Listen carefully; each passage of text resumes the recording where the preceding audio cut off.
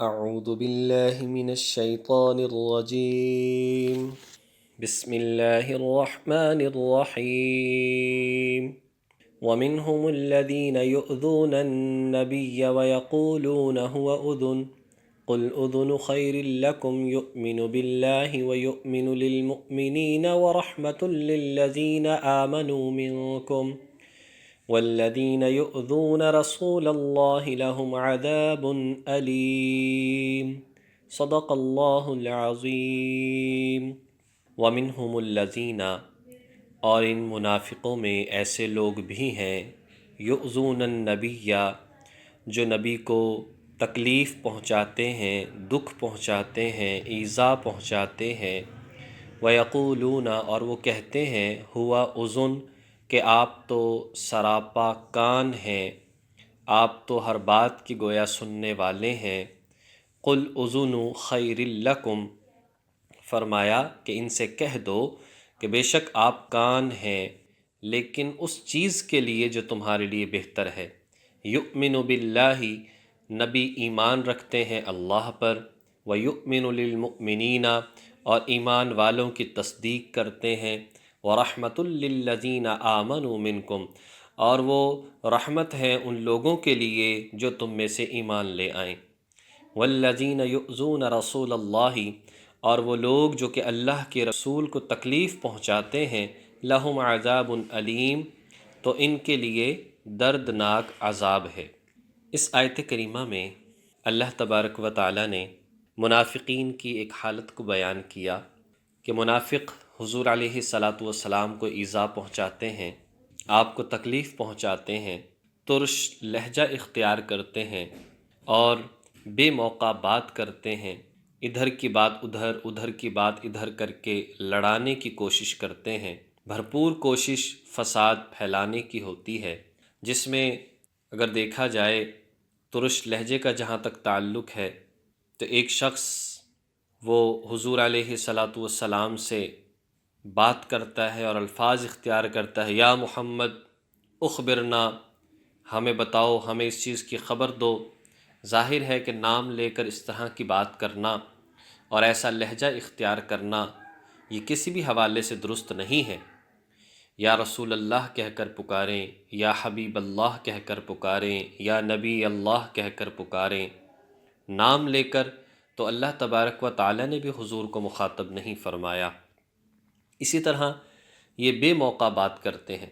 حضور علیہ الصلاۃ والسلام صحابہ کرام کو پڑھا رہے تھے، سمجھا رہے تھے، مسائل بتا رہے تھے، ایک منافق آیا ابن سلیط اور آ کر کہنے لگا، یا محمد اخبرنی این ناقتی، مجھے بتاؤ میری اونٹنی کہاں پر ہے۔ تو حضور علیہ الصلاۃ والسلام نے فرمایا کہ مجھے کیا پتا تمہاری اونٹنی کہاں پر ہے۔ چلا گیا وہ شخص اور کہتا ہوا، بڑبڑاتا ہوا، بڑے آئے آسمانوں کی خبریں بتانے والے، میری اونٹنی کے بارے میں پتہ نہیں۔ تھوڑی دیر گزرتی ہے، جبریل علیہ السلام تشریف لاتے ہیں اور بتاتے ہیں کہ اس شخص کی اونٹنی فلاں پہاڑوں کے درمیان میں اس کے ساتھ پھنسی ہوئی ہے اور وہ وہاں سے آگے پیچھے نہیں ہو سکتی۔ تو اس اعتبار سے حضور علیہ الصلاۃ والسلام نے فرمایا کہ جاؤ اس شخص کو بلا کر لاؤ۔ وہ آیا تو حضور علیہ الصلاۃ والسلام نے فرمایا کہ جاءنی جبرائیل فاخبرنی، میرے پاس جبریل آئے تھے اور مجھے بتایا جاؤ تمہاری اونٹنی فلاں جگہ پر ہے۔ اس طرح سے بے جا باتیں ادھر ادھر کی کرتے ہیں۔ دوسری بات یہاں پر جو بیان فرمائی، یہ ایذا پہنچاتے ہیں اور کہتے ہیں کہ جی حضور تو سراپا کان ہے۔ کیا مطلب؟ اگر ہماری ان باتوں کا پتہ بھی چل گیا کہ ہم غلط کرتے ہیں تو ہم حضور علیہ الصلاۃ والسلام سے پھر باتیں کر لیں گے، نہیں نہیں ایسی بات نہیں تھی، ہماری مراد تو یہ تھی، ہماری نیت تو یہ تھی۔ آپ تو ایسی شخصیت ہے جو ہر بات سن لیتے ہیں، ہوا اذن، ہر بات آپ سن لیتے ہیں۔ تو جواب دیا گیا کہ ایسی بات نہیں ہے۔ حضور علیہ الصلاۃ والسلام کا ایمان اللہ کی ذات پر ہے، ایمان والوں کی آپ بات بڑے غور توجہ سے سنتے ہیں، تصدیق بھی کرتے ہیں۔ جہاں تک تمہارا معاملہ ہے تو تمہارا معاملہ یہ ہے کہ حضور نظر انداز کرتے ہیں کہ چھوڑو ان کو، کیا ان پر وقت کو ضائع کرنا۔ تو اس حوالے سے جو ہے جو بات کہی گئی تو گویا اس جملے کے پھر 3 جواب دیے گئے اور 3 باتیں ان کے جواب میں ارشاد فرمائیں۔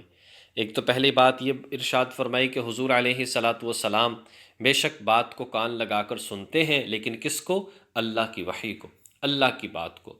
دوسرا یہ ہے کہ ایمان والوں کی بات کو بڑی توجہ سے سنتے ہیں اور ان کی باتوں پر یقین بھی کرتے ہیں، اس لیے کہ وہ سچے ایمان والے ہیں، انہیں پتہ ہے کہ یہ جھوٹ نہیں بولتے۔ تیسرے نمبر پر جہاں تک تمہارا معاملہ ہے تو حضور علیہ السلام صرف اور صرف تمہارے ظاہری ایمان لانے کا دعویٰ کرنے کی وجہ سے تمہیں جو ہے بس شفقت فرماتے ہیں اور بات پر پکڑ نہیں فرماتے، ورنہ یہ معاملہ نہیں ہے کہ حضور کو معلوم نہیں ہے ان باتوں کا۔